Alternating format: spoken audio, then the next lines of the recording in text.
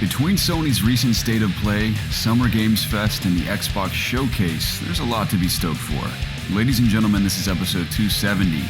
270 of the It's Obvious podcast. Our notes actually say It's an Obvious podcast, episode 270, which I don't know how that got there, but it sounds really funny. That's what we should rebrand to, Jacob. Yes. It's an Obvious podcast. It's an Obvious podcast. Yeah, and it's great to be back. How you doing?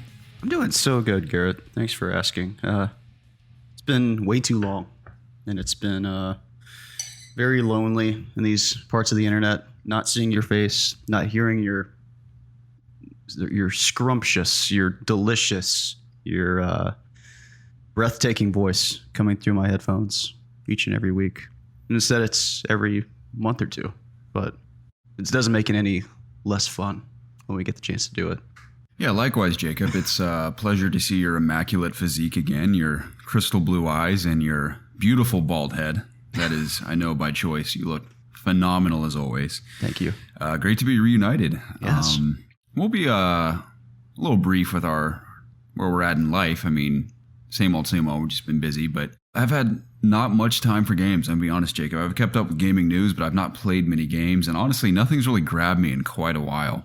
I'm kind of in the same place. I might have time to play games, but nothing's really like every time I sit down to play one, it's just like, man, I'm not feeling this.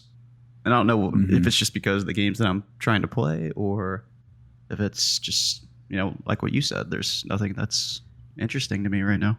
Yeah, I don't know. It's maybe it's just because I'm not in a particular mood. I mean, I've been dabbling in several things, and it isn't one of those situations where we know all the stuff that's coming within the next year. That's, in the past, there might be a situation where we'd be like, oh, there's so many great games coming out. I just want to play those. So anything I play now just can't live up to that hype. Yeah. It's not even that situation. Like, I'm looking forward to several games that are coming, but nothing's really having me freaking out. Mm-hmm. So maybe I'm kind of in a gaming limbo right now, Jacob. Yeah, I don't think I'm ever going to retire games entirely because there's always that game that comes out that really just reminds you how great games can be. And recently that was Elden Ring for me. Mm-hmm. Yeah, not playing a whole lot, Jacob. But Fribes wrote in and asked, what have y'all been up to? So I figured we can bring everyone up to speed on what we've been doing. Yeah. What have you been up to, Jacob? What's new in your life? So probably the newest thing for me lately I've been quite on the runner's kick. I've been doing a lot of running. Running outside in this 100-degree heat? Yeah. It's like running in a sauna. About that. So I've usually go twice a week. That's what I'm doing right now. Usually it's either a Saturday or a Sunday and then a Monday that I'll go. Now I've started out at 2 miles and I've been slowly working my way up to a higher distance. And right now I'm at 6. And I don't know how much farther I want to go past 6. I'm maybe I'll go to 8. I'm not sure. But I don't really have this goal of I'm going to work my way up to a half marathon. Then I'm going to go do a half marathon. No, I'm not doing that. I'm just doing it because I don't know. It's just nice to in a way it's kind of replaced by leg workouts, which is not necessarily a good thing. But it's just I have more fun running than going to the gym and doing legs. So I'm kind of just doing that right now. And it's an excuse to be outside and get some sun because I don't spend enough time outside. That brings a question to mind, Jacob. I wanted to ask you because I can't remember who asked me this recently. And I've been talking to Zach about this too. Zach's been trying to get back into exercise, but it's trickier for him because he's married and has 2 very young children. So keeping a relatively consistent schedule has been a challenge for him. But what has it been for you throughout all these years? Apart, of course, from your enjoyment of it, has there ever been a particular motivator that's kept you going back, even on the days when you're completely exhausted, on the days you're just not in the mood? For everyone, it can be a little different, but there's always that singular or maybe times multiple motivators that keep you going back on your most discouraging days. Yeah, I mean, I definitely have those, and there are days where I should go, where I skip, but I don't know. I've always said this, but when you do it for so long, it almost feels shameful or it's ingrained into me at this point. Mm-hmm. It's almost like you skipped work or skipped class at school or something. Yeah. It's you feel like you skipped something really important. Almost every day I go to work, it's ingrained into me either to go to the gym before or after. It's not even a question. I am going. Like I never have like the problem where I'm like I'm off work. I'm like sitting in my car. I'm like, maybe I just don't go to the gym today. Like that doesn't happen to me. Like I go. Like it's not even a question. So I don't know. I don't know if I necessarily have advice. It's really just about building habits, just like anything else that you do in life. Yeah, very much. That's the thing I was thinking in regard to how you built that habit is what initially motivated you. Yeah. Well, it probably wasn't like good reasons, if we're being honest. Like I was a younger kid. Like I wanted to look a certain way. So I went to the gym and there were people along the way that like showed me what I should be doing. And it like shaped me to be able to like build my own workouts and stuff like that. Cause like, it's never easy just like going to the gym, not knowing anything. Like that's really intimidating. And I can really sympathize with someone that like wants to lose a lot of weight or wants to be in shape and like they literally just don't know how to do anything. Like all the machines are foreign to them. Everyone's just in there like throwing around big weights and you're like a little shrimp, I guess. Like you don't know what you're doing and you're just like intimidated. They're doing an exercise that looks like they have an idea of how you're supposed to do it and they're just not doing it correctly. So you're thinking like, man, you're literally not accomplishing anything right now. I'm not like a trainer, so I never feel like it's my right to correct anyone, and I never do, but I always feel bad. I'm like, man, that person probably comes in here 5 days a week doing that exact exercise and it's doing nothing. Yeah. Oh, I see a guy that comes into the gym that I go to. He does decline bench press and bicep curls every day.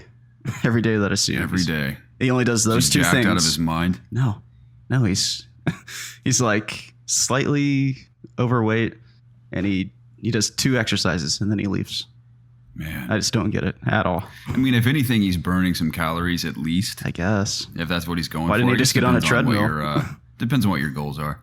Yeah, but yeah, I don't know, man. The gym's never been a problem for me. There have been seasons in my life where it's been more annoying to go and like I just don't want to be there more than other times. I don't know. It's really hard for me to sort of tell what someone should do. Does Zach have a gym membership or is he just thinking about what he should do? He's doing all like mostly calisthenics type stuff when he can. Okay. I mean, the good thing about running is that you could just go outside and do it, you know? Mm-hmm. And have a heat stroke out here in Georgia. That's true. Yeah, it's so hot, dude. This week has been miserable. I don't know how much you've been outside. Not much, man. I feel bad. I'll take Den out to go pee and poop, of course, but we can't stay out there long. Even he doesn't want to be out there long. Yeah. Another thing that's not helping is I'm wearing these headphones right now that are like foam, and they're like making my head so hot, like I'm sweating. Mm-hmm. So this is where we're at. Well, aside from running a lot, what else have you been up to? I don't know if there's anything too crazy. Like I always say, it's just a lot of work recently. Been watching a lot of anime, or not just anime, but just one show in particular that I've been watching for a long time. But it's just taking a long time to get through it because there's over 1,000 episodes, and that show's One Piece. So everyone can go like, "Oh, why is he watching that?" 1,000 episodes. That's just ridiculous, dude. It is insane. I'm finishing up an arc right now that is just incredible, though. It's some of the best anime I've ever watched, Garrett. I'll tell you. Yeah, I've heard that a handful of times now about many shows that have hundreds of thousands of episodes. Hey, they got to build up to it, man. Just 100 episodes at a time. Mm-hmm. A lot of filler, unfortunately, but the filler it always pays off once you get through all that. You're just like, man, they spent all this time building this storyline, and now it's paying off because this cool moment's happening. Besides that, been trying to play some games, not really succeeding or just getting tired of the games that I've been playing recently. So I want to throw out a recommendation or a request to the community. I'm looking for something new to play, and I don't really know what I want to play. Hunt Showdown with me. I could try Hunt Showdown. I think we've been talking about playing that game together for 2 years now. Mm-hmm. Let me see if I still have it downloaded. It's a very good game. I haven't played in quite a while either, but I would gladly play with you. Hunt Showdown. I don't have it installed. I've been really wanting to play some Modern Warfare 2019, just standard multiplayer, because I'm excited for the new Modern Warfare. I did play Fortnite with you and Zach not too long ago. Yeah, that was kind of fun. I think got a little Preston might have Fortnite been kick there. for a little while. The zero build mode brought us back to Fortnite for a bit, and it was pretty cool. Yeah. Got to fool around with some lightsabers. That was fun. Yeah, that was a good time. But yeah, if anyone in the community, they're listening to this, you're like, man, I'm really enjoying this game right now. Let me know what it is, because it's not that I have a problem with not playing games all the time. It's not like I don't want to take a break from playing games, but I don't know. I like having a game that I can just. If I got nothing to do one night, got an hour or two to kill. It's nice to have something excited to jump into, I guess. And I don't really have that right now. But I'll talk a little bit about what I've been playing here in a little bit. After Garrett shares what he's been doing with his life. These last couple months. Brother. Just working? Just working. Just filming stuff and hanging with some great dudes. Yeah. So that's pretty much it. One it's like somewhat interesting. We interviewed Billy Aaron, who was Hank Aaron's wife. Ooh. And Hank Aaron, as we know, passed away. I think it was last year or 2 years ago. And so we interviewed her at her house, which was a pretty majestic place. And she was a very sweet lady. And she had basically a Hank Aaron museum in her basement, which was pretty cool. Baseball bats, baseballs, ton of photos. So that was kind of cool, being there and seeing all that stuff. It's cool. But yeah, nothing else really to report on work-wise. Just I saw that grateful to be doing it. So I saw a couple things from you. I think the last week, I saw your video on Instagram with how hot it was.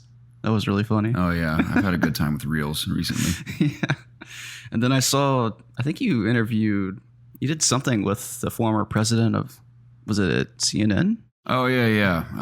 Tom Johnson. I can't remember his name. Tom something, but yeah, CNN and LA Times, and yeah, he'd worked with a couple of different presidents, and he had a lot of cool pictures too. Yeah, thought that was pretty cool. But yeah, he was a nice guy. That's good, man. That was for the same project, interviewing both of them. Interviewed a handful of people like that in this past week. But nothing else, Jacob. Literally nothing. Just work and sometimes video games. Seen some decent movies, watched some okay shows. But that kind of brings us to our next question. Broken Gamer writes in and asks, aside from gaming, what other hobbies do you try to spend your free time on? And for me, it's really just watching movies, working out. It's pretty much it. I lead a very vanilla life these days, Jacob. Yeah, that's not bad. I find a lot of comfort sometimes in a routine. Like I feel off if I'm not doing the things that I feel like I should be doing every single day. Yeah. I mean, there's more I'd like to be doing. I really want to go surfing this summer. I really want to go on more hikes. I'd like to go to the lake. More outdoor stuff. I just don't really have anyone to do it with. So, and I'm not opposed to doing things by myself, but that kind of stuff I feel like is always more fun with at least one other person. For sure. So we'll see. Maybe in time. Maybe you can get down to go take a trip or something. I don't know. We'll think about it. Maybe there's somewhere we could go in July. Maybe in July. Anyway, what other hobbies do you spend your free time on recently, Jacob? Like I said, running. Apart from running, it's been a big thing. Yeah. Running, the gym. Some light reading. I do a lot, or not a lot, but sometimes I'll do some reading. For me, instead of movies, it's been more of shows. For example, Stranger Things. Finished that up. I thought it was pretty good. Really enjoyed it. But yeah, it's Did usually you say Stranger Things? Yes. Yeah, I think season 4 has been phenomenal. I think it's really, really good. Thought it was really well done. Enjoyed all the new characters, or the same characters, but there were a few new ones. Let's see. But yeah, it's mainly just like if I'm not playing games, it's some other form of media. It'll be shows. It'll be podcasts. Not as many podcasts as it used to be. I used to listen to a lot, but not so much anymore. I'll listen to music. I'm really getting into music sometimes. Yeah, just stuff like that. Nothing crazy.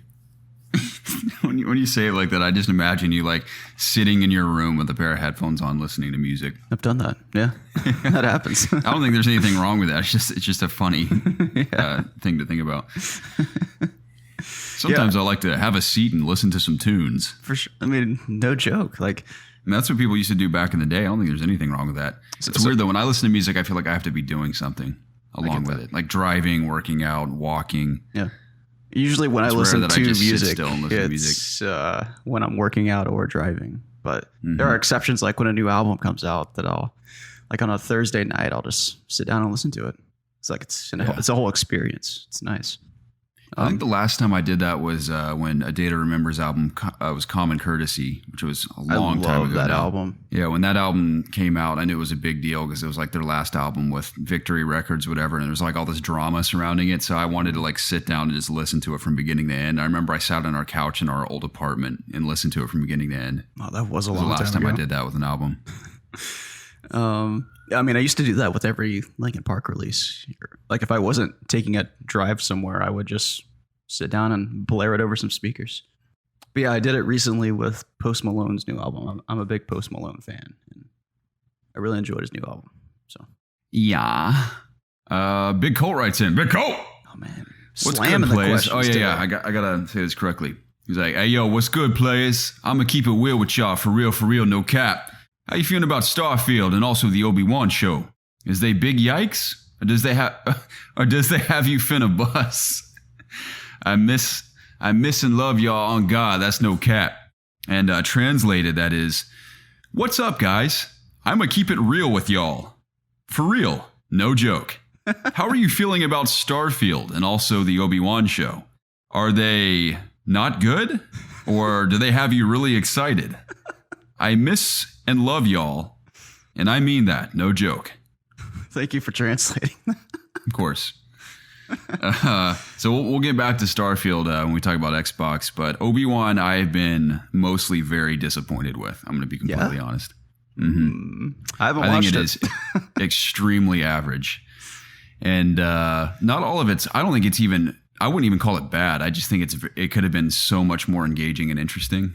Personally, I think it was a terrible idea to introduce this like B plot with. I mean, the Leia stuff is something, but and there's too many like layers to unpack from Obi-Wan that I'm not going to bore everyone with.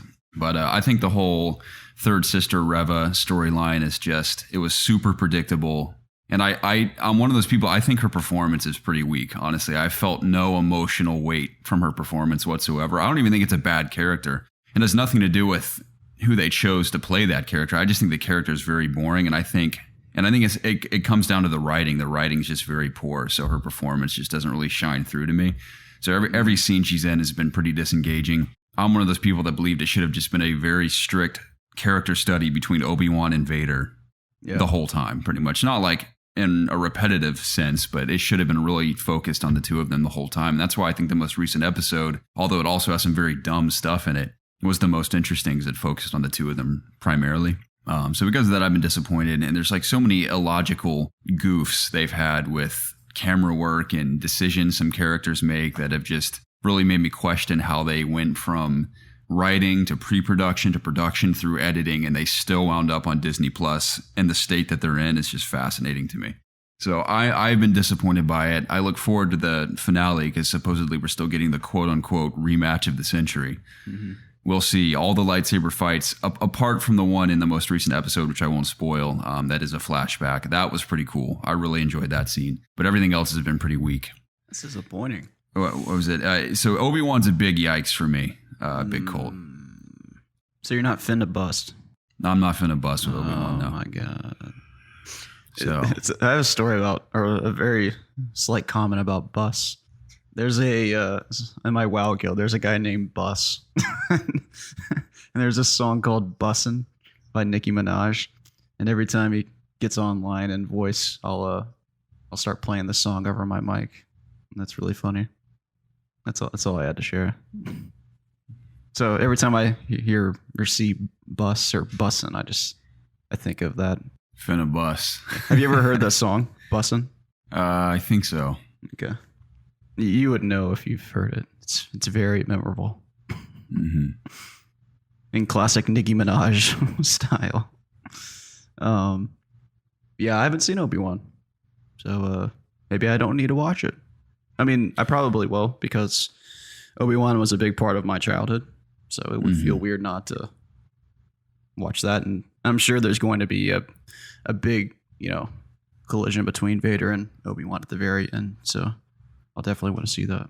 Certainly hope so. We're going to find out on Wednesday. I have a lot of stuff to catch up on Disney Plus too. Yeah, lots come out. What else is, I don't even feel like talking about it. We're moving on. What have you been playing, Jacob? So I've been playing WoW, and I've recently kind of stopped playing it pretty much all together this week. Just kind of got bored of the weekly grind.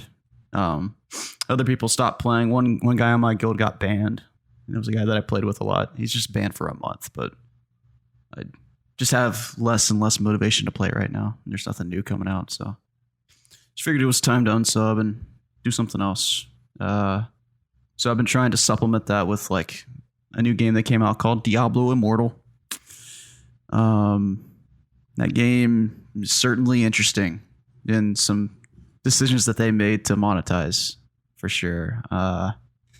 Pretty much every aspect of that game, you are at a severe disadvantage if you aren't giving them money for either buying resources or having access to a certain kind of content that drops more gear or gems for you.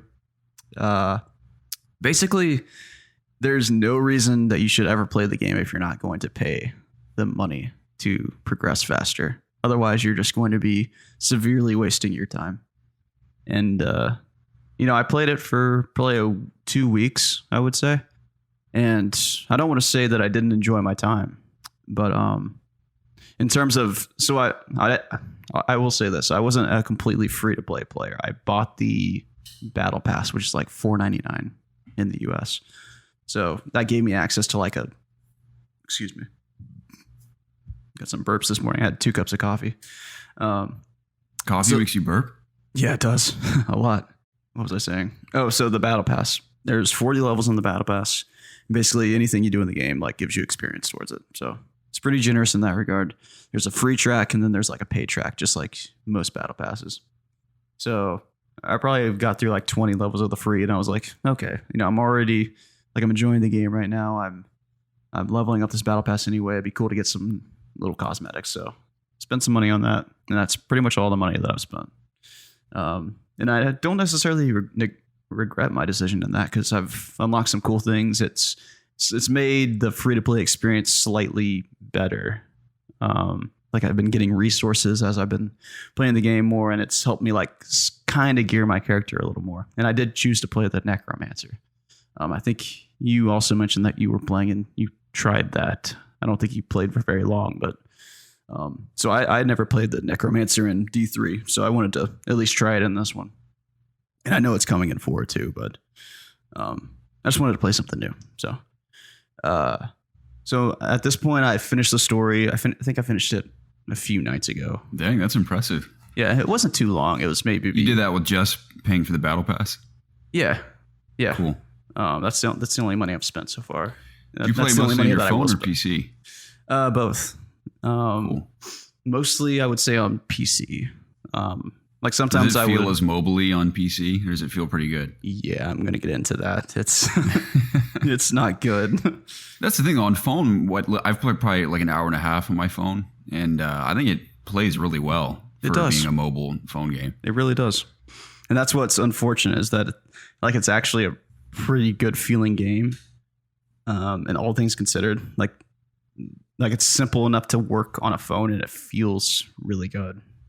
In tandem with that, but the problem is that like everything that the game's built around is just it takes advantage of the consumer in every way. Like it's like this game is built for people that are going to spend the thousands of dollars on it. Like no question about it. Like this is just thinking about that, dude. It's like I'm at a point where I just couldn't care less about people complaining about it anymore, because the reason companies continue to do this and will always do this going forward is because there are many people who pay for this stuff without batting an eye. Mm-hmm. And every publisher wants at least one cash cow where people just constantly pay for stuff. Yeah. And so long as there's a team updating content in a reasonable amount of time as a live service game, I mean, I don't think there's any harm in that. I mean, I can understand the frustration with an existing franchise that implements practices like this can be very frustrating, but it was it was presented even initially as a mobile game, and most mobile games are monetized to hell and back. So people were honestly mentally prepared for what was to come. Now, granted, people have claimed it's like the most monetized game in history. That's a whole other conversation, but it feels like it. I can understand the frustration, but it isn't a mainline Diablo game. It is technically a separate game. And while it is annoying, I imagine, for the most hardcore fans to feel like they are at a disadvantage without paying money. I feel like the whole reason this game was developed was to have that constant cash influx. Yeah. And that being said, I think even apart from that, what little I've played, I think it's developed well. I think it plays well. I think it looks cool. It sounds great. So as a very casual Diablo fan, although we're both extremely stoked for 4, which we're going to talk about, I don't feel even remotely bad about what they've done with it, because they're going to probably make a ton of money off it. There's plenty of people out there that aren't even part of the dramatic conversation surrounding that situation. So I'm kind of just whatever about it at this point. Yeah, I understand that. And I think that's how like most people feel about it. Like they don't really like I watch a lot of, or I did watch a lot of content surrounding the game just because, you know, I like to consume content on like YouTube and various sites where, like, if I'm really into a game, I like knowing a lot about it. That's just me as a person. But like I was just watching all this content as time went on. Like people would just through consuming all this stuff, like I'm learning every single way that this game is like taking advantage of a consumer, and it just becomes more and more apparent that the way that I'm wanting to play the game is not going to be a good decision to make. Like progressing through this game, playing the end game as a free-to-play player did not feel like a good use of my time. So that's why I've chosen to kind of step away from it. But if I was like in a situation where, you know, like assuming that Blizzard hadn't done all these like shady things and they weren't in this like situation that they've been in the last year or so, and I had a lot of disposable income, maybe I would, you know, enjoy throwing a lot of money at this game. But I'm going to tell you, that's definitely not where I am right now. And like, as someone that really liked D3, and at least after they made some changes after release, the release product is a little rough, especially with the real money auction house. But I will say a lot of people have like started to worry about D4 because they're like, they've seen what's been made with Diablo Immortal. And then they're like, man, like, how is D4 going to be monetized now? Like, is this the new Blizzard? Like, are they just going to throw in like, hey, $4.99 experience boost, you can level up faster, or like, hey, $4.99 and you can buy this amount of gold in D4? Like, I mean, we have no idea what they're going to do, but I have to hope that they don't do any of that. Yeah. Mm-hmm. I have to hope that there's no pay to win. I mean, I think they said in their like interviews that the only thing you're going to be able to buy is like cosmetic skins and DLCs. Yeah, I'm of the mindset with all existing franchises I want to implement microtransactions, have like a separate entity that is created for. Like, I think if Immortal was their monetized free-to-play game, by all means, like if people want to pay an arm and a leg to level up faster, progress faster, then let them do that if they want. But with mainline entries in any series, and Diablo in this case, I'm hoping that 4 is just your standard pay $60-$70 for the full experience. And of course, they'll update it over time, and maybe they'll have like an auction house or something, whatever. But don't tarnish it with microtransactions, because we've seen the harm that can be done in other franchises that previously didn't have that, and then it's implemented and people have an uproar about it, and sometimes for good reason. I do think it's always worth having those conversations, and sometimes they're absolutely necessary. But I also think there's sort of like a meta conversation to be had about YouTubers and Twitter personalities that make money off of complaining about microtransactions. It's like that their whole channel is built on complaining about things. Sure. And every time microtransactions come around, they're technically making money off of complaining about it in a video, which is hilarious to think about. Have you seen what some of these guys are doing? Like some of these influencers, they've been justifying that they're going to throw as much money into Diablo Immortal as they can, just so that they can show the consumer how bad it is. Oh, yeah, they're going to show them, all right. Yeah. So they're spending all this money and doing what they complain about and showing how bad it is. Just so, and they're justifying it because they're showing everyone what's wrong with the game. Blizzard's just smiling through it all. Blizzard's raking in all the money, and they're doing exactly what you shouldn't be doing. And that's exactly why they made the game the way it is, because of people doing that. Yeah.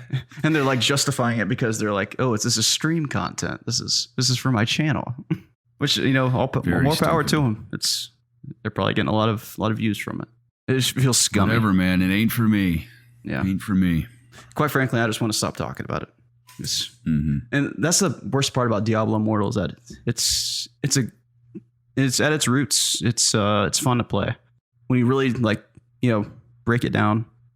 The game modes aren't that fun in the end game. I played a little bit. The gearing's really slow. It's like really spammy. You got to run a lot of the same dungeons all the time, and only like some dungeons drop specific pieces of loot, which isn't bad. Like I'm used to that in like WoW, running dungeons and stuff.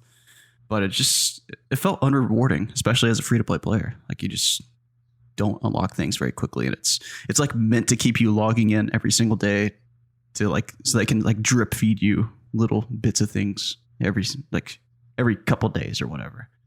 So and the story's really not that good. Like it's good up until like level 35, then XP really slows down and your leveling gets really slow. And then like the story just isn't satisfying in the end. And it doesn't look the best. I know it's on mobile, but like the cutscenes don't look that great. And like a lot of the like Skarn, he's like the big baddie, the big demon in this game. He looks kind of bad too. So that might just be like a subjective thing, but I was disappointed. Man, at least we've got Decade Gain. That's all you need, man. Speaking of which, I started playing D3 this week too. Cool. I just, obviously I'm having a Diablo itch right now with Immortal, and then 4 being announced at the, what was it? Xbox show. 4 looks so good, dude. 4 looks We're going to talk about so good. But I jumped back into 3 just because I have nothing to play, and I was like, man, I'm really itching for some Diablo. So started leveling a new Demon Hunter. Nice. And I saw that there's like a melee build now for a Demon Hunter. Like you can equip 2 daggers, and there's like a legendary set that like some of the Demon Hunter abilities you don't have to be in range or have a bow. Back to Diablo. Yeah, because I love playing assassins or rogues in games. So I was like, man, this is like, I really want to do this. But the only problem is like it's like an in-game thing, so I have to level all the way through as a Demon Hunter. Oh. I think I still have a leveled up Demon Hunter I could probably do that with. I think I do too, but I just wanted to play fresh, Yeah, Demon Hunter was my main back in the day. But good times. It's been fun. It's just something that I'm casually playing. It's okay. It still plays really good. Still D3 as you remember it. But it's not really scratching this itch that I feel like I want to.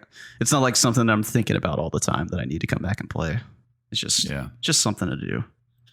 But besides that, I think that's all I've really been playing recently. I haven't touched Elden Ring in a little while, and I don't know why I keep going through this thing with FromSoft games where I'll be really into them for a little while, and then I'll just stop playing them. That's exactly where I'm at right now. I'm like super far into it, and I probably have maybe a few bosses left, but I also just stopped. I still think I have quite a bit. Like I got to Morgott, which is Margit, the first boss, but I guess his real form or his like the actual I know person. What you're talking about. But I get him down to like 20% every single time, and then he just absolutely destroys me because he's doing like 10 abilities at one time.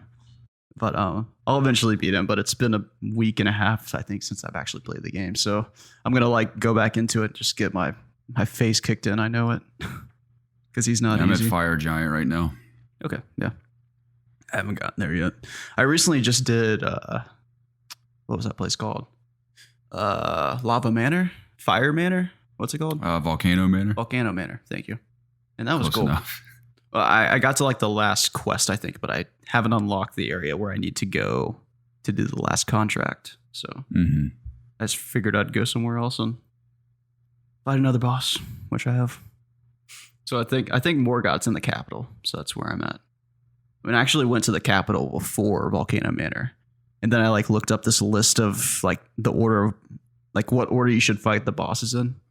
So I like went back and fought a lot of bosses that I had missed, which is actually quite a bit. I missed quite a lot of like important bosses without even knowing it, which is cool because I really love in Elden Ring how you can just sort of go anywhere, and you'll know if you need to go somewhere else if you just are getting absolutely destroyed by a boss.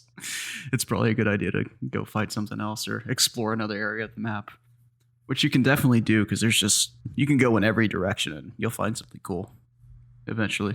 But I need to get back into Elden Ring. That's probably what I should be playing right now. I need to just grind it out because I do want to like try another build. Like I'm just doing a standard 2-hander or just a big sword strength build.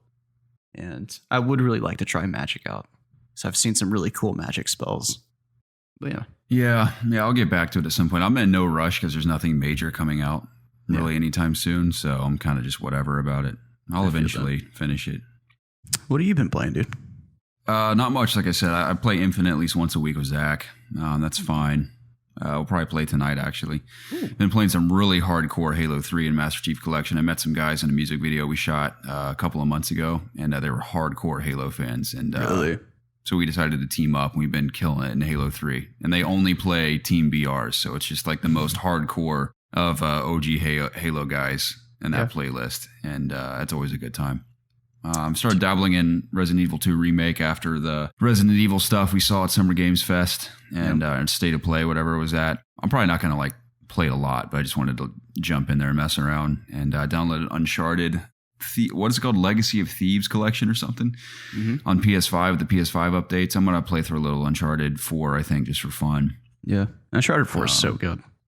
Yeah, that's pretty much it, though. You want to talk about the news? Yes. Let's do it. State of Play. Let's see. We're not like going to talk about everything. Just talk about the stuff that interests us. Yes. Resident Evil 4 Remake is looking good, Jacob, what little we've seen of it. Mm-hmm. I mean, so I'm very excited for that. Yeah. I never played RE4. I know that's like a gamer's sin, but I've never played it. Dude, it still plays really well, and you can download it on PS5 right now. The original? Mm-hmm. Oh, it's like the HD. It's the HD update, but it's still a really, really good game. Are the controls really weird? They're not. I mean, they're definitely abnormal, but you get used to it very quickly. Yeah. And you can also change them in the settings to be a little more traditional if you want. I feel that. So I recommend you check it out, Jacob. Seriously. You know, I should, but I won't. Why not? I do not like playing old games. I can't do it. Like, I have like a threshold of where I'll go back to. And if it's like past the PS3, I'm probably not going to do it. I can't explain to you why. I just don't want to do it. I get that. You are going to play the remake though, right? Oh yeah.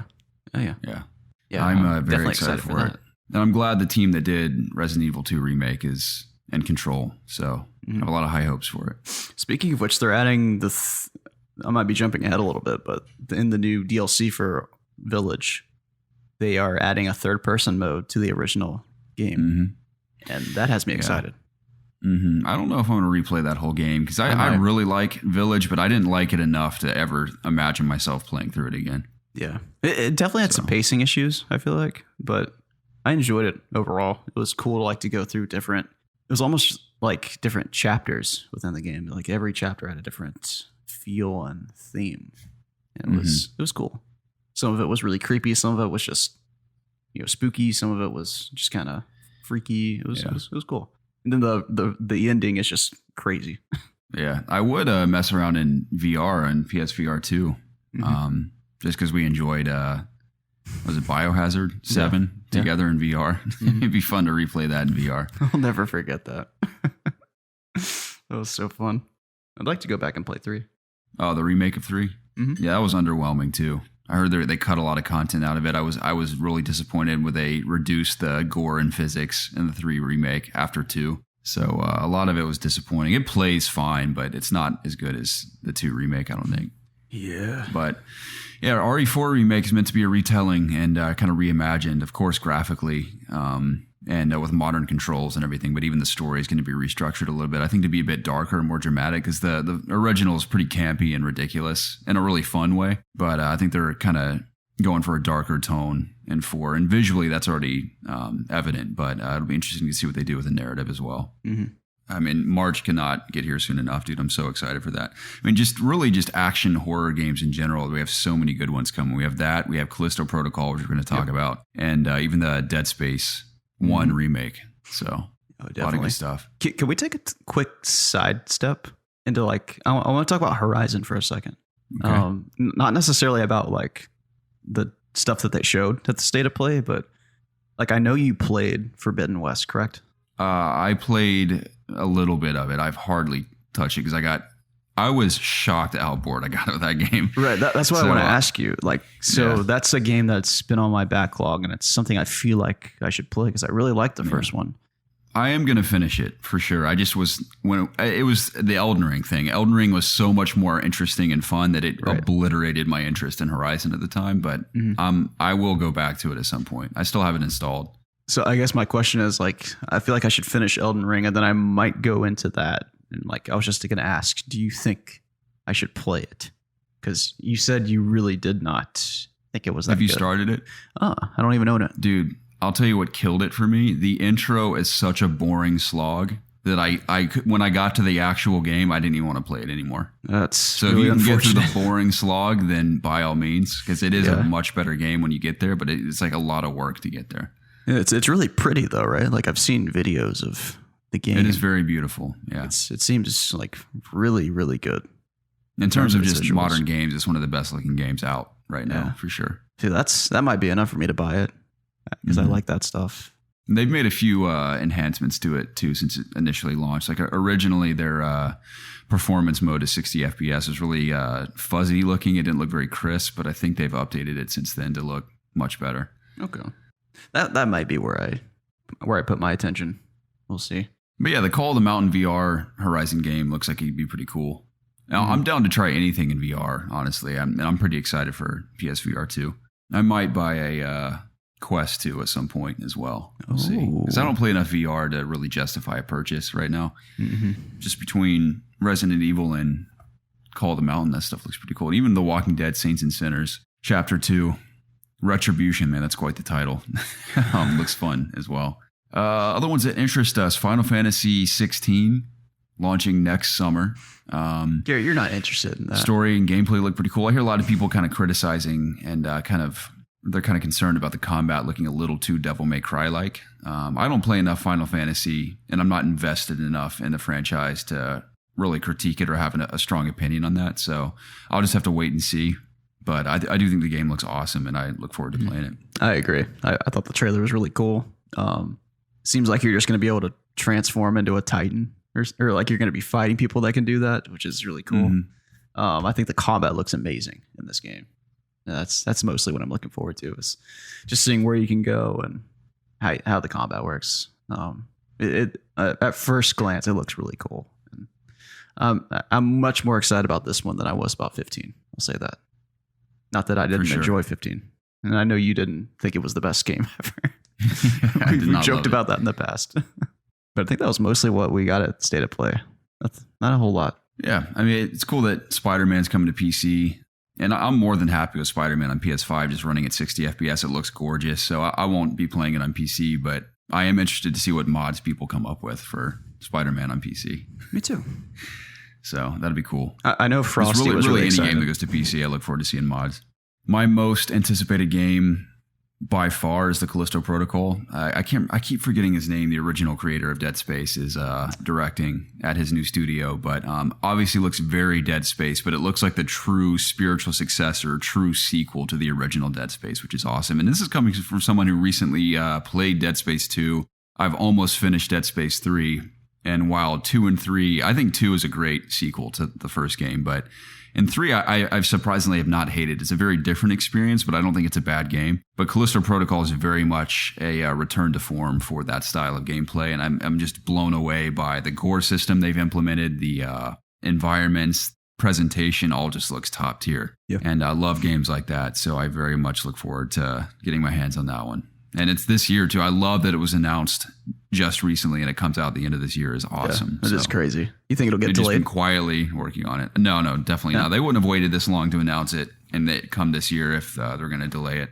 So I'm confident we're going to play it this year, but it looks sick. So very excited. The man you're thinking interesting. of, by the way, is Glenn Schofield. That's what it was. Okay. It's interesting. It's coming out right before the Dead Space 1 remake. And I'm almost concerned that it's going to make Dead Space 1 feel vastly inferior. Although Dead Space 1 still holds up. It's still a great game. Yeah. Well, it's being remade, right? Like it's not just a remaster. Yeah, it's a complete remake from the ground up. And that's out in January, I think. That one I think is more likely to be delayed. I don't know why. Just maybe it's a gamer. They've been doing a feeling. lot of interesting updates over the last several months. Just keeping people I haven't been informed keeping on up where with they're it. at and everything. Is EA having like their own summer show? Are they doing that? Not that I know of. Ubisoft is like announcing a Assassin's Creed later this year, but I don't know if they're doing a show either. I don't know. I feel out of the loop. Yeah, I'm trying to keep up. It's been a lot this summer. It's very much, it's like the feeling of E3, just not at E3. It's kind of all spread out, different events. But it's been cool. It's been quite the influx of news for new games that are coming. Summer Games Fest, obviously we're not talking about everything because there's a lot, and we're only really talking about the stuff that stands out to us most. Modern Warfare 2 from Infinity Ward, and frankly, every single Activision studio working on it, which is just fascinating. Which explains why the game looks amazing, will definitely play well. I have very high hopes for Modern Warfare 2, because of course I love the original. This has nothing to do with the original, but 2019's Modern Warfare is still outstanding to me. It's by far the best Call of Duty to come out in a long time, and I have the utmost confidence in Infinity Ward with everything they do with Call of Duty. With them leading, I'm confident it's going to be awesome. And the one campaign mission they released, of course, looks like Call of Duty, but interestingly, I felt it looked slower than even 2019's Modern Warfare, which is totally fine with me. I'm down for like a more, I guess there's no better way to say it, just like a slower paced Call of Duty. And I think the most ridiculous Call of Duty to come out in a long time was Vanguard last year, which was it's a fine game. Like I don't think it's bad by any means, but you were so lightning fast in that game. It was hysterical to me, especially because it took place in World War II. It was just crazy how chaotic the multiplayer was. I had fun playing it. I did capture for COG before the game came out, and I had a lot of fun playing it. I'm like, this is exhausting. You finish a match and you feel like you just ran 10 miles. It was crazy.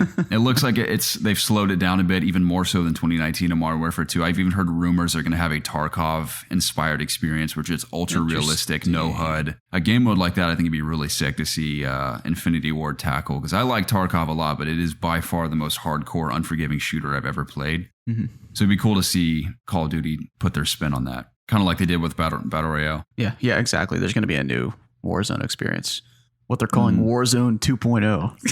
Yeah, coming out shortly after the release of the mainline game.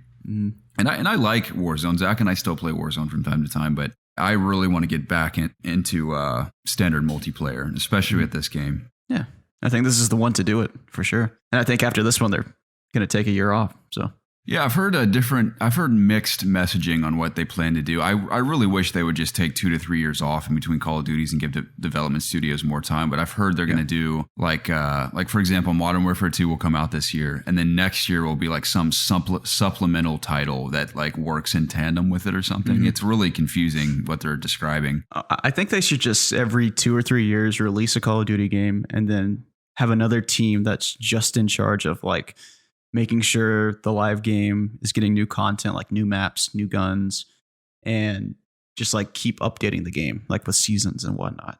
I just think you need to have a team making the games and then another team keeping the games alive. I think that's what I would, if for some reason I was in charge of the franchise, that's where my headspace would be at, I think. I don't think we need a game every year anymore. It's just too much. Like they're making way more money than they would with just updates and seasons than they would with just $60 game releases every year. I kind of just wish they would have Infinity Ward lead Call of Duty development every 3 years, and then have the other Call of Duty studios just support them every 3 years. So that way everyone's still working, but they're all focusing on the next singular Call of Duty game. They have a lot more time to spend on what they're doing. I would prefer that, but we'll see. Yeah. I don't know. It's weird though, because you have Treyarch that has made really good Call of Duty games. Then you have Infinity Ward who's made really good games. So it's like you kind of want both of those teams making games because they've both had really good success. Yeah, I just don't know how that would work. Like I don't know what their plans are. But don't get me wrong, really excited for this game. I mean, actually, I wouldn't say really excited. I didn't buy last year's Call of Duty, but I probably will get this one just because of the 2019. Midnight Fight Express was shown off. I played the demo on PC. It was okay. I think the trailer looks way cooler than the game actually plays. It plays fine. I shouldn't say that. It just was kind of okay. Wasn't as cool as the trailer made it look. I felt. Yeah, I don't. Man, so many games were announced at Summer Games Fest. I've heard the Shredder's Revenge Teenage Mutant Ninja Turtles game reviewed well. I keep seeing people never talk gonna about play it. What do you think about Gotham Knights? looks terrible. Like, I think it looks truly awful. And I'm not a negative person, dude, but I think it just looks objectively bad. Yeah, animations look dumb. The ideas are stupid. It's clearly going to be monetized. They're definitely going to release it, and people are going to play it, but I'm going to skip that one, I think. Metal Hellsingers was showing off. I played the demo for COG as well. It's a pretty cool game. Nightingale, Saints Row, Layers of Fears. The Warhammer 40k Darktide looks kind of cool. I've only played a couple of Warhammer games, like dabbled in them, but it looks pretty cool. They're trying a FPS. Yeah, same team that made Vermintide 2, which is pretty gnarly melee focus game, medieval. What do you think about The Last of Us Part 1 remake, Jacob? I don't care. I think it's cool, but I don't really care. I'm going to be honest. I'm not really in a spot where I want to replay it right now. But I think the improvements that they made I think it's definitely cool. It's going to make replaying the first one a much better experience. Not that it was bad, because it was it's been remade twice now, right? But this is like a bigger remake as far as I've heard. No, it was just remastered from PS3 to PS4 with very minor visual enhancements, 60 FPS. But this is a complete ground up remake. And when you see the really great examples of the leap they've made graphically, it's astounding what roughly 10 years can do. Now, it'll be under 10 years when it releases, but just under 10 years. But it is staggering what they've accomplished visually. And I love that they said they've improved AI and the combat in the game plays much more like the sequel in Part 2. And the combat in the sequel is excellent to me. I agree. They've also, of course, added DualSense features, haptic feedback, all that kind of stuff will be also really great. Improved audio. So those additions also have me excited. And I haven't played the original in a long time. And I haven't replayed Part 2 as much as I really love Part 2, mainly because I've been waiting for like a true PS5 upgrade rather than just 60 frames. I could have sworn they were going to announce like not like a remake or anything, or even like an up-res, but just additional PS5 features. I was expecting. Maybe they won't do it. I'm just going to avoid all things Last of Us until this remastered or this remake comes out, because I'm definitely going to play it again. Yeah. I'm sure they have multiple motivators for remaking it. One, just because it is similar to what they did with, what game was it? I think the remaster on PS4 for The Last of Us taught them the hardware really well, and that's what they used to move into Uncharted 4 and everything else they did on the PS4. And they were open about that. So I'm wondering if they've used the remake from the ground up in the one to even better understand the PS5 hardware, and they will apply everything they learned about the hardware to their next IP, and also, of course, the factions multiplayer mode they have come, which we'll talk about in a minute. But I think another reason is that this really makes 1 and 2 look nearly identical graphically and just presentation wise and play the same. So that way, when the show comes out, which will garner even more attention than the series already has, I think it'd be cool for brand new fans to be like, wow, like I really want to play these games, to go back and be able to play a gorgeous Part 1 and a gorgeous Part 2 that both play and look amazing. It's like a perfect package deal to get the full experience. I think you're right. Even though the original plays wonderfully still, like even on PS3 and PS4, it's still a phenomenal experience. But this really, I think it just will be a nice presentation to have two games that look really, really good and play very well side by side, and even titled Part 1 and Part 2. I think part of their motivation was to learn the hardware and also the show coming. I think it makes a lot of sense. Yeah. Made some good points there. I agree.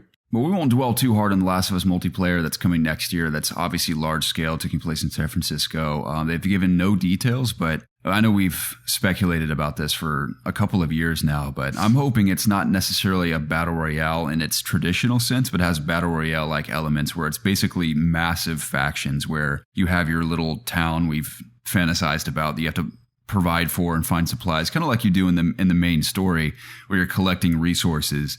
But you go into a like battle royale inspired match that plays a lot like factions. You can go in with teams or squads. And the point, aside from just surviving, there will be like NPCs and clickers and infected that you have to deal with in addition to real players. So that way, when you stumble into like a town and you see other players, it's like you would in the main game, see like a group of enemies you need to take out. You can either stealthily take them out, go in all guns blazing. Maybe there's even like enemy NPCs as well, like just human beings that you have to fight. And there's also real players, and you go in to scavenge and find materials to like build up your survival camp or whatever. Kind of like in Factions, it was all just menu based. You'd go in, you'd collect resources, you'd kill any players. You'd be like, oh, like there's people in your village or whatever that are sick. You need this, that, or whatever resource to collect to heal them. Like there's a menu that kept track of all that, but it'd be cool to like physically go to it in this mode, and it'd be on like on a larger scale. So it looks like that's what they're showing in this concept art. So yeah, I'd even be down within this multiplayer to have like a traditional Factions mode that's just match based, and smaller arenas could be cool too, but also have this bigger mode would be awesome. Yeah, I agree. It does definitely seem like it's going to be a large scale sort of Factions like it was in Last of Us 1. I kind of also want it to sort of feel like you remember The Division, the Dark Zone?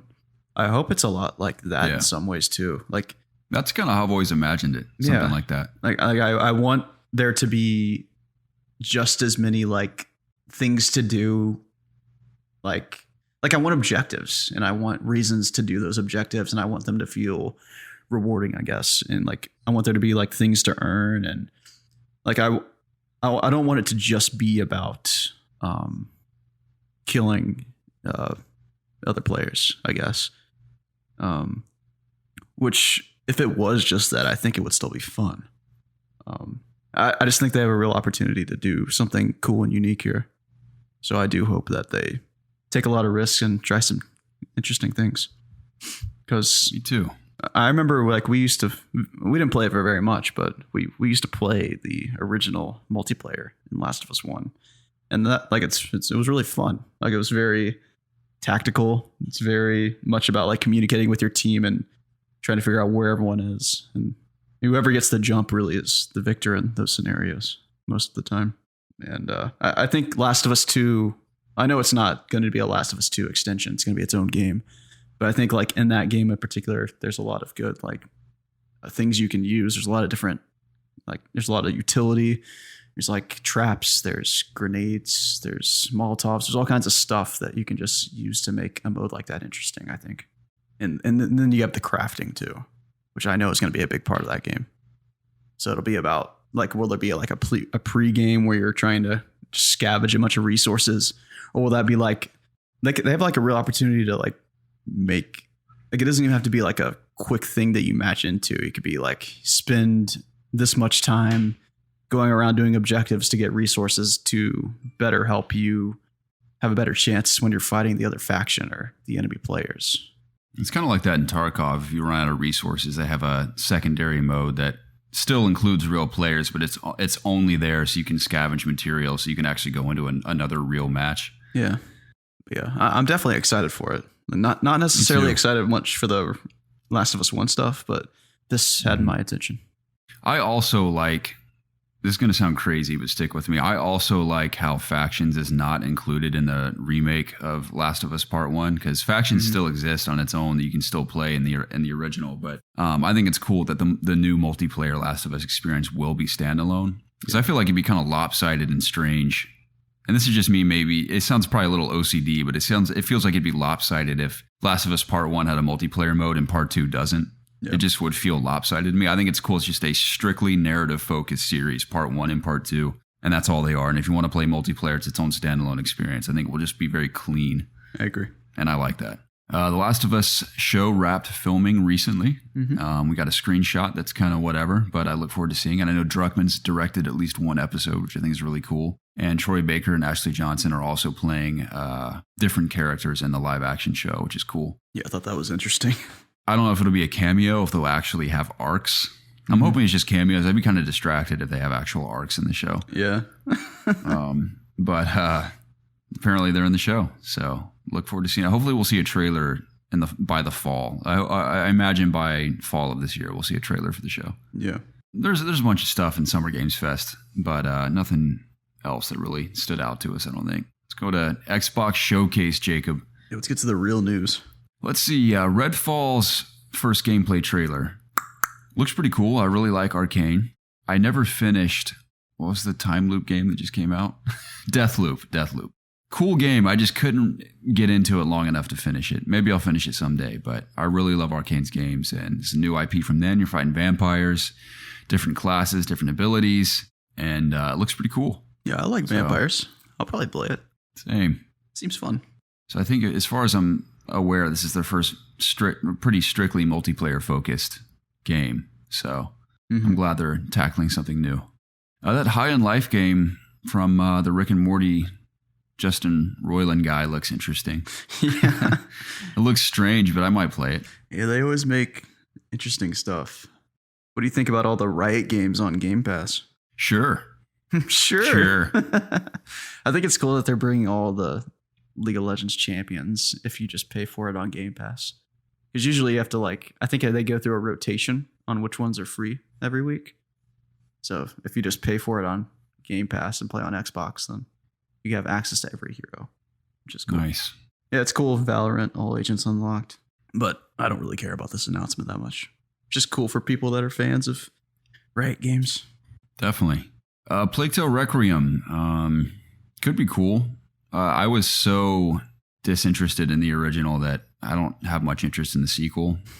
I understand that people really liked it. And I know that the narrative's pretty strong in the first one, but I thought the gameplay was just so standard. Mm-hmm. And even it came out 5 or 6 years ago, maybe.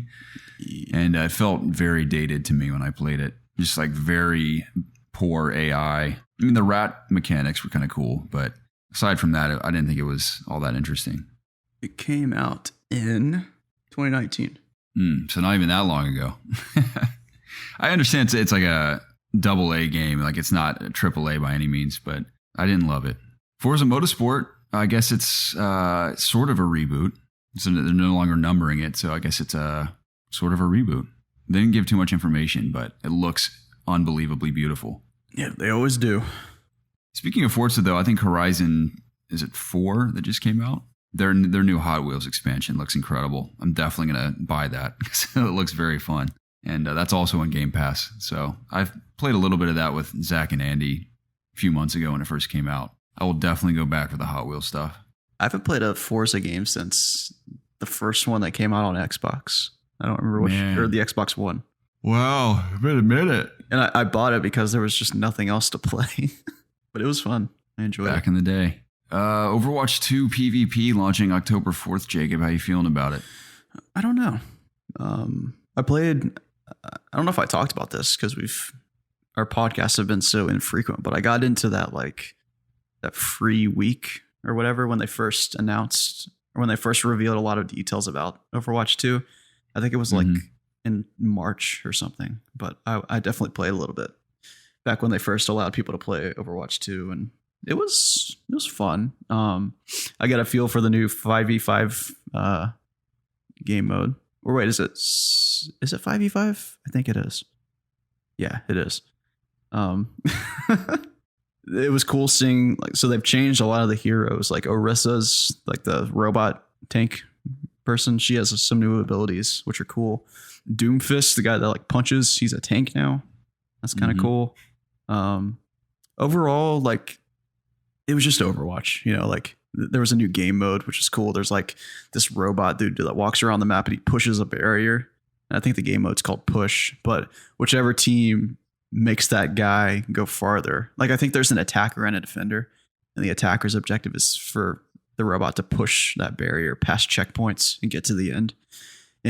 But the defending team can also push him back and make you lose progress. So it was kind of cool. But overall, I mentioned that I will play Overwatch 2, but I don't know if I'll ever be into it like I used to be. They're doing something cool, which they didn't announce during the show. Is they're getting rid of loot boxes completely, which I think is a good thing. And they're putting a battle pass in to earn cosmetics. So you'll have to buy the battle pass. So if you play the game a lot, you'll frequently be giving them however much it is to unlock new cosmetics. But my only fear with this is that the loot boxes, while they are gambling, basically you're paying for a box that you don't know what you're going to get in, but at least it gave a way to earn them in game, and you always had a way to eventually earn skins that you wanted. The problem with the battle pass is that if there's no way to earn currency, or if there's no way to get skins without paying for them, then how does that feel? Like, is there motivation for players to play if they don't want to pay for the battle pass? Is something that I am interested in. But I think there's enough there in Overwatch 2, and it's free to play. It'll be free to play in October as long as you have the first game. I think. And I think it might just be free in general. I'm not quite sure. I'm not up to date on that enough. I was starting to watch the reveal event that they had this last week, but before our podcast today. It was when we were having some connection issues. But I mean, I'm interested. I'm not sure how everyone else really feels about it. I think the PvE, like the story stuff they're doing, is coming next year. So in October when this launches, it'll just be PvP. So there's going to be new maps, 3 new heroes, and a bunch of new cosmetics. I think it'll be fun to check out. And they announced the Junker Queen character in this reveal event too. And she's a new tank hero. So there's some cool stuff here. And I think people will check it out for sure. And I think it'd be fun if we played it when it first launches. Probably be some fun to have there. And, yeah, I'm down to try it. Like, I haven't played Overwatch in quite a second, so probably be fun to jump back in. I played it with not too long ago. I played it with someone. Really? Was it not you and I? I don't think so. I can't remember who I played with. I played just a little bit. Maybe it was. I could have sworn it was me, Preston, and you or someone else. It was a few months ago now, if not longer, but it wasn't that long ago. I think it was me. Anyway, Scorn is kind of a cool looking shooter. Looks pretty nasty. Might try it. Garrett, you forgot the Pelican coming to Microsoft Flight Simulator. Yeah, whatever. Talk to me about Diablo 4, Jacob. Oh, you want to jump into Diablo 4? Yeah, let's do it. Oh my gosh. I want this game so bad. Like, it's the only thing that I've been... It's like that game announcement where you can't stop thinking about it for me. The Necromancer class looks cool. I think the best part about Diablo 4 is the style that they're... Like, the tone of the game that they're presenting. Like, everything just looks like... everything looks so grim and bleak. Everything looks just... It looks like hell's already decimated the world. Like, it just looks so depressing and death. I absolutely love it. I love the classes that they have announced. I love the areas that they've shown off. I'm really just... There's not a single thing that I'm not excited for about Diablo 4, if I'm being completely honest. After the Necromancer announcement trailer, they sort of had like a interview with like the general manager and the game director, and that was like, as someone that's really excited for the game, it was nice hearing them talk about, you know, what's coming and what to be excited about. So do you know all the classes so far that they've announced? Yeah. Which one do you think you're going to play? Have you thought about it? I don't know. Demon Hunter's in the game again, right? Nope. Okay. In that case, probably Necromancer. Necromancer. It's a good choice. They look fun. Did you watch the trailer? I did, yeah. Everything they showed off looks just so much fun. I love the world events. I like the open world edition. Of course, the classes look great. Combat looks awesome. Yeah, combat looks awesome. Love the brutality. Love the tone visually. And yeah, I really had no complaints. It just looks really fun to play. I love this cross progression on all platforms. Yeah, I love that too. Couch co-ops included. Cross play. Cross play. That's going to be big. So dungeons, strongholds, yeah, everything they're doing looks great. So could not be more excited. But I think in terms of my most anticipated games, it's Callisto Protocol, Resident Evil 4, and Diablo 4 are all those are my top 3 for sure. This is my number 1, no doubt. When this game comes out, I'm going to just throw myself and everything I have at it. It's going to be my game. Me both, man. I'm hoping you, me, and Preston and whoever else can really get back into Diablo again when it comes out. I would love that so much. I need that. Soon, my friend, soon. Persona is coming to Xbox, which was kind of a surprise, but that's cool. A little bit, yeah. It's definitely cool. Persona 5 Royal, 4 Golden, and 3 Portable are available through this year in 2023, or coming to Xbox this year and through 2023. Yeah. So, console, PC, and cloud. Dope. Kojima's next game, whatever it's going to be, using Xbox's cloud technology. is coming. This surprised me. I didn't expect a relatively this. cryptic announcement, but yeah, I look forward to seeing whatever he's working on. And we have to assume this is going to be a exclusive, right? Like it's not going to be on PlayStation. Maybe that, or a console launch exclusive, maybe. Yeah. Because I mean, if he's utilizing Xbox's cloud technology, I think you're right. It's a safe assumption that it will be exclusive. Death Stranding never came to Xbox, right? Not yet. So, and if it ever does, it may someday. I don't know. I don't really keep up with the exclusive stuff anymore. Yeah. Especially with crossplay and stuff now, it's like it's becoming more and more irrelevant. But obviously not first-party studios, but stuff like this, an ever-shifting landscape with exclusives these days. Starfield, on the other hand, is exclusive. The big boy. Yeah. How do you feel about that gameplay demo? I mean, there's obviously some complaints across the board for everyone, but what are the positives for you from Starfield? Okay, the positives for me, I think overall it's a very ambitious game. Because they talked about how there's going to be 1,000 planets that you can go travel to, and they're all like just as open as the one they showed off. Like that just kind of blows my mind. It's giving me very No Man's Sky vibes, obviously, and that also frightens me as just as much as it like excites me, I guess. I think the gunplay looks. So I was at first kind of critical about the gunplay, but I think it looks better than anything that Fallout 4 had, for sure. Not that that's like a high bar to compare it to, or a low bar. I mean, actually it is kind of a low bar, but I think the gunplay it's good enough. And I don't know. I kind of worry. Like I hope this game is good at something, because it just looks like it's just doing a ton of different things just to have a bunch of things to do. But I worry that like none of it's going to be like really, really good. Does that make sense? I know what you're saying. It obviously is still undercooked in many ways, which explains the additional delay into next year. Mm-hmm. I don't know. At the same time, like I know we're talking about things that we're excited for, but this game isn't getting me that excited. Like there was nothing in this trailer that I was like, man, like I cannot wait. Like this feature looks so cool. Like I think there's one thing. I thought the space combat was kind of cool. Like how you can just go around and shoot other spaceships, and that you can actually fly your spaceship. I think that's big. Mm-hmm. Not necessarily the customization of a spaceship. I don't really care that much about that. But I know some people are going to go wild with something like that. And it kind of gave me some cyberpunk vibes with the first person stuff, the interface a little bit. That's about all I can really read into it at this point. I think the planet that they showed off was cool. The city seemed interesting. What do you have to say about it?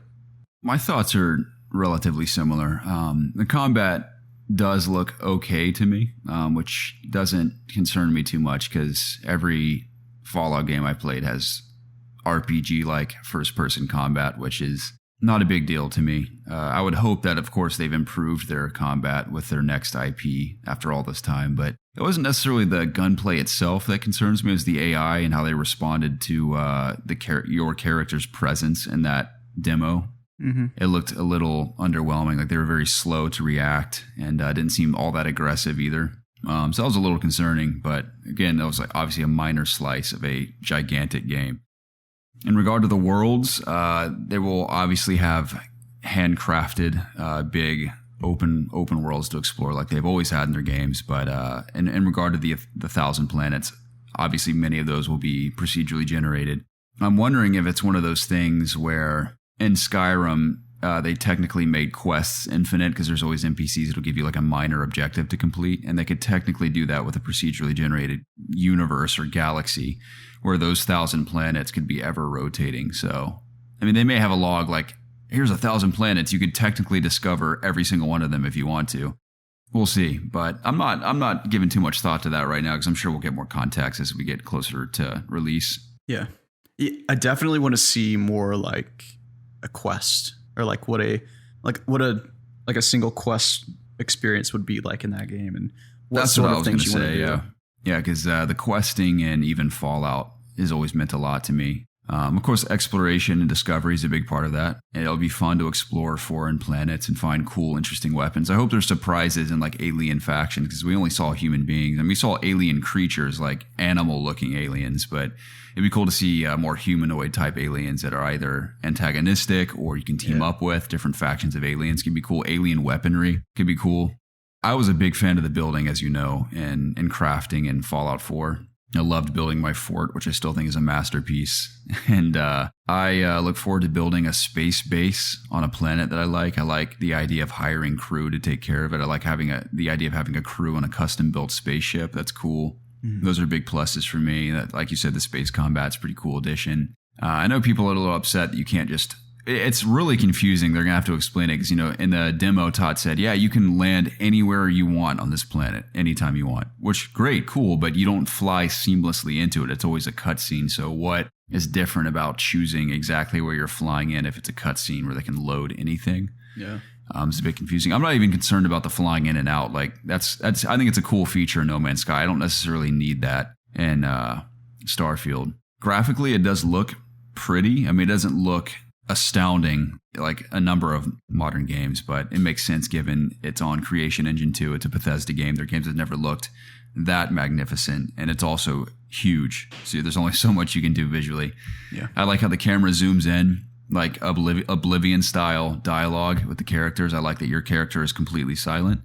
Overall, it's obviously the frame rate struggling. Some things they may need to improve between now and release, but I still believe in Bethesda, and I believe that there will be a lot to appreciate and enjoy about this game when it launches. So I'm pretty optimistic about it, Jacob. I'm looking forward to it.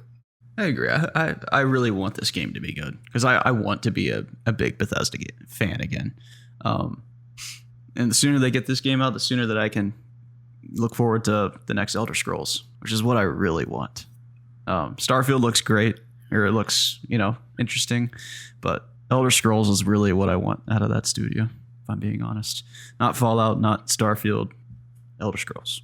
It was a bit of a shock and surprise to everyone, I think, when Todd said that Elder Scrolls is in pre-production still. Like, holy crap, dude, we're not getting that game for another 6 years probably. Yeah. I wouldn't expect that until probably 2028. Like... Something like that. At least, yeah. So that was a bit of a shocker. I could have sworn that they were working on Elder Scrolls in tandem with Starfield, but that is not what they've been doing. Yeah, I didn't necessarily think that. I just think they do one thing at a time, and it takes them a very long time to make games. Because I know that Bethesda has multiple studios. Bethesda Game Studios is the flagship, but they have other Bethesda studios around the country. I didn't know if there's a secondary studio that was getting started on it with Todd overseeing it. I don't know, but I guess not. Speaking of Elder Scrolls, though, Tanner Denso wrote in and asked, do you think Starfield will be a bigger hit than Skyrim? It certainly has the potential. It's very difficult to say right now. And Skyrim, what it had going for it is that it was an established franchise with Elder Scrolls, and that was one of my most anticipated games of all time. And the meme being it's been released on every piece of hardware since for the last decade. So... it's hard to say. Starfield has a big name studio behind it, of course, but it is a brand new IP. I think it definitely has mass appeal. I think most people are interested in some form of space travel and space exploration. Yeah. So I don't know if it'll be a bigger hit, but I definitely think it'll inevitably be a success, easily. I think a lot of people that perhaps really liked something like Mass Effect maybe would really be interested in a game like this, I think. Yeah. And there's some Mass Effect vibes in that demo as well. Yeah, and the things they're going for. And I think there's a lot of gamers that really like space and just space games in general. And I think this is definitely going to scratch an itch for someone like that. Not everyone likes those kind of games. Not everyone likes Bethesda games. Not everyone likes, just single player games. Will it be bigger than Skyrim? I don't know about that. It would. Skyrim was absolutely huge. It was like Elden Ring back when it came out. Mm-hmm. Like it was just an industry shifting game. It would be asking a lot for any game to be like Skyrim back in the day. So probably not, but I have hopes that it will be. Obviously, I want it to be really good. But right now, I'm not feeling that same excitement that I did back then. I'm sure when we see more closer to release, I'll get more excited. Right now, I'm just, I wouldn't even say cautiously optimistic. I'm just generally optimistic for it. Mm-hmm. Despite the very clear issues they got to iron out. One other thing I wanted to comment on, I thought the music was beautiful in the presentation. Like the main theme for Starfield sounds epic and hopeful and gave me Star Wars vibes. And inspiring all the same. It had a lot of good emotional weight to it. Yeah, I'm really excited to see more in the future. Jacob, that brings us to AskIOG.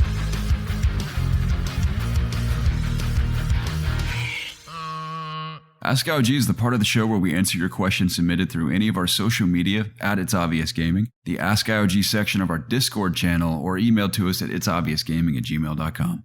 First one comes from Blastoise Boy. He says, with Elden Ring having been out now for a few months, what are elements of the open world that you feel should be a mainstay going forward? For me, it's undeniably the lack of a minimap. I've explored so much more of Elden Ring than other open world games because it's so much easier to get lost. That's a good one for sure. The lack of a mini map and really just lack of like much of a HUD at all, which you can turn off your HUD completely if you want Elden Ring. But the lack of direction in the game, I think, is a huge plus, which again is very much a From Software thing. Even in their more linear games, there's branching paths that they don't necessarily tell you where to go.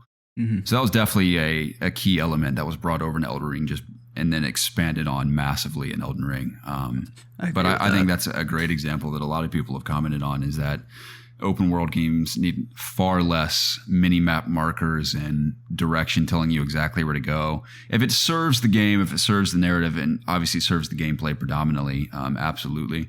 Mm-hmm. That's what I'm hoping for the next Assassin's Creed, just a full reboot of that franchise to be. I'm not going to go down a huge rabbit hole in that. There's a million things you could say, but in regard to open worlds generally, yeah, that's a big one. Just like remove as many markers as possible and just make it truly about exploring and discovering on your own. It makes it so much more interesting and fun. I kind of want to build off that. I don't necessarily think that mini maps are the problem, to be honest. Like, because Elden Ring does have a map, and you can always reference it as long as you're not in combat. You can always look and see like all your teleport points or whatever. And you can mark it up yourself as well. Exactly. Yeah, you can put markers. I think what kills it for me with maps in general in games is it's like the Ubisoft thing where there's a million quests markers everywhere. And there's like, points of interest and all that crap. I don't know if any of that is needed at all. I guess it's kind of like Breath of the Wild, Elden Ring. Like those maps they're huge. And there's so many things that you can do on those maps, and there's ways that you can customize those maps for yourself. I think like maybe having a main quest marker is something that should be standard. I think that's always okay to have, just to have some sort of, progression through the game. But Elden Ring has been really refreshing in that you can kind of just do what you want. Like it completely hands over the reins to the player to sort of. You make the story. Like there's things you have to do to progress in the game. I don't think you can fight any of the other main bosses without fighting Margit at the very beginning. Like you have to get through that part to progress in the game. But overall, you can kind of just do what you want to do when you want. And I think that's been a huge reason why Elden Ring has been popping off like it has. I really think a lot of games we'll see a little bit more freedom, I think, in how stories are being told, I think, going forward. Not every game, obviously, but I think studios are starting to understand that, maybe people like this. Maybe Elden Ring is sold a lot of copies because it's doing something refreshing. I think that's what people really want. They just want new ideas. They don't just want to do the same thing over and over again in this formulaic pattern that we've been doing for decades at this point. I don't know how many people feel this way, but I also appreciate when a game doesn't entirely hold your hand. And Elden Ring does not hold your hand at all. Mm-hmm. So, From Software games in general, obviously, but I think it'd be nice if more open world games didn't do as much hand holding and really allowed you to discover the game for yourself. Yeah. And if you are someone that feels like they're frustrated and they don't have enough information to figure out what to do. Like you have a phone, my friend. Like you can look up anything you want. Like if you're having like I don't know where to go with this part of the game, just look it up.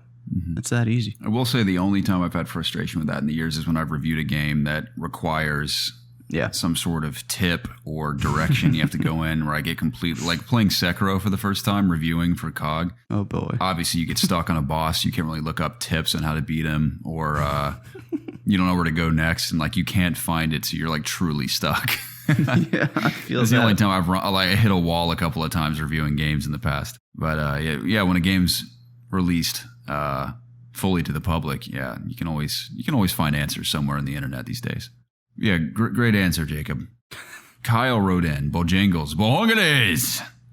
It says, with the recent trailer releasing for the Cyberpunk anime that's being done by Trigger Studio, which looks absolutely incredible, what is a game you think would translate well into an anime? Let's try and stick with Western games, because otherwise it's too easy. Hope you all are doing well and living life to the fullest. Overwatch 2. Diablo. I think a number of Blizzard games could be anime for sure. I even think of Diablo like they're doing, like they've done Castlevania in a similar style. I'm excited for the sequel series to Castlevania as well. Too. I forgot to mention that. Trailer wasn't really much, but it was cool. Yeah, I think Resident Evil could be a great anime. I know they have the animation that's supposedly coming to Netflix, but it's still not out, weirdly enough. Mm-hmm. I think Resident Evil could be cool. I think Dead Space would be a good anime. I think Witcher could be cool, sticking with CD Projekt Red. Mm-hmm. Haven't there been... I think there is an animated Witcher series already. There is. I don't know if it was that good, but... Yeah, I haven't seen it. I heard people say it wasn't great. Other Western... I think Halo should have been an animation at this point, because live action, the TV show, is just pretty much terrible. It's not great. And we've seen examples of what great live-action Halo can be in the past, but clearly Paramount and 343 are not doing that with the series. So whatever. But I think Halo, there have been animated Halo shorts and I think a couple movies in the past, but I think a Halo anime could be awesome. It would be cool. I'm just thinking about Diablo right now. Like, could you imagine like having a party of every single kind of class? Like you got the barbarian who's just crazy and he just wants to kill things. You got the wizard. Yeah, I feel like a Diablo anime writes itself. Oh my god! And animate it in the style of Castlevania. Like if you just make all those Castlevania is characters basically interesting. Diablo. Yeah, like Castlevania the show. I mean, is like Diablo. Yeah, it feels like that with all the Hellspawn and the action scenes and everything. It feels that way. Yeah, and like every season could be like a different. Like if you're thinking about Diablo 3, like a different act could be just a different season. That could be really cool. It's probably the best answer I can think of. You could really name any Western game that could be an anime and it has potential for the most part. It's really just what we're interested in, I guess. Fribes wrote in and asked, COVID or monkeypox? I'm assuming if you had to choose between the two, I'd probably just do COVID because COVID. I know it's different for everyone. Please. I don't mean to undermine anyone's horrific COVID experience, but for me, it was pretty minor. Yeah. So I'd probably go with COVID again. And monkeypox, I couldn't give less of a crap about. Even if it is real, like I just am so over the government telling us to be scared of viruses and diseases, so F it. But it looks pretty nasty. Anyone who contracts it, like the severe cases look pretty nasty. So I'm going to hope and pray that that does not affect me or my loved ones or really anyone out there. So yeah, COVID for me, please. I'll take one COVID, please. Ron's G wrote in and asked, is Synthwave Vegan the heaviest Veil of Maya song of all time? Potentially. It's weird because I really like a lot of Veil of Maya's recent music, their past 3 albums in particular. I guess it's the past 2 plus EPs and singles and stuff, or just really singles in their past 2 albums. But there's stuff before I like it, but as far as I'm aware, I don't think there's a song quite as heavy as Synthwave. The name of that song makes me think it wouldn't be heavy. Right. It's a pretty juicy one, Jacob. It's a good gem song for sure. The like 3 songs that I've heard by them have all been really good. Maybe it's a band I should listen to more. They're a very talented band, very talented musicians all around, for sure. I mean, you know me, I've always liked bands that have good vocals or clean vocals. There's a lot of good modern metal and metalcore bands these days. Like ones that are a couple of my favorites. bands that I think are doing interesting things for the genre are Loathe. I think Loathe's most recent album, I Let It In and It Took Everything, is probably a masterpiece. I think it's very good. I really love Norma Jean. I think what Northlane's doing is pretty cool. Of course, Vela Maya. Era, ERRA, Era is phenomenal. Their self-titled album is incredible. Really good metal bands out there. I can name a million more, but those are ones that come to mind. Big finale, Jacob. 32 Speedster, old Sam Harris. He says, gentlemen, Sammy. it's been quite, gaming overlords. It's been many sunsets since I last inquired thee about matters of video games. So many new and exciting adventures await us in the realm of virtual entertainment. A feast, if you will. There's too many things to ask about, so I'll deviate from the main conversation and ask the real deep questions. Chick-fil-A for life, but never eat Taco Bell again? Or enough time to play every new game that comes out, but once you play it, never play it again, ever? Well, I'm going to go, that's an easy one, because I'd go with the enough time to play every new game, because that would be great, generally speaking, but that also means while I'm doing that, I can have both Chick-fil-A and Taco Bell. Yeah. So... second choice is easy because I already do that. And I rarely replay a game from start to finish. Yeah, exactly. Very rarely. So that's an easy answer. I don't think Preston Now, if could it do was that just one. now if it was just Chick-fil-A for life and never eat Taco Bell again, I think you'd have to be more specific with that. If it's just Chick-fil-A for life or Taco Bell for life, Yeah. You have to pick I'd probably one. go Chick-fil-A I would. because too. there's more variety at Chick-fil-A. As much as I love Taco Bell, Yeah, there's times when you have Taco Bell where it's just not good. yeah. It's not a good product. But Chick-fil-A is usually always pretty good. Mm-hmm. And the only thing really differentiating Taco Bell's menu items is the sauce they put on their stuff, because really it's the same ingredients, just remixed with different sauces. Yeah. And maybe like the shell or tortilla is a bit different, but it's mostly the same thing remixed. Hey, you can change your meats, okay? You got like 3 selection. That's true. I didn't consider that. You got steak, chicken, and beef there, so that's a good point, Jacob. But Yeah. I still think I'd go Chick-fil-A. Yeah, no doubt. As much as I love Taco Bell, like, you'd get tired of that. I know I would. Sam goes on to say, glad to hear you guys again. I'm getting married in about 3 weeks, and then I'm off to Michigan for 2 weeks to do training with the Alabama National Guard. I can't wait to hear this and maybe come back on a guest to regale you with my adventures at basic training and advanced individual training. Have a great week. Let thy gaming experiences be grand and your poop breaks enjoyable. Amen to that, brother. Yeah, we'd love to have you back. Of course, congrats on the wedding. That's a big deal. And everything you're pursuing in the military is incredible. Alabama National Guard. And I would love to hear your tales about basic when we can, because Zach had some wild stories from Coast Guard basic training. So love hearing those stories. But yeah, congrats, brother, and thanks for writing in. Thanks to everyone who wrote in, and thanks to everyone who tuned in to episode 270. I know we didn't spend too much time on the things we had to say, but we really only wanted to talk about the things that interested us most. Not to say there isn't more things to be excited about, and of course, if you're listening on YouTube, by all means, comment below and let us know what you're most excited about. Anything we covered, like share your thoughts on what you think, whether it's Starfield, Resident Evil, Final Fantasy, Call of Duty.